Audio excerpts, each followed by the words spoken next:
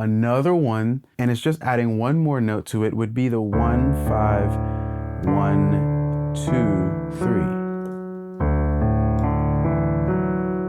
Okay? Now I'm gonna show you the fingering because this is gonna be a little more important than for the last one. But it's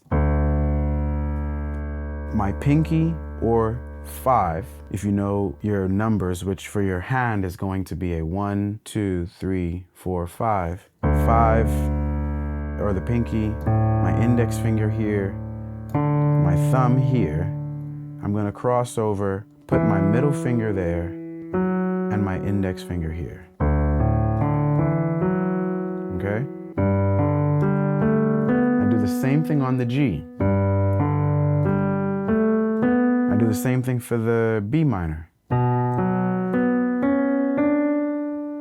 And then the A.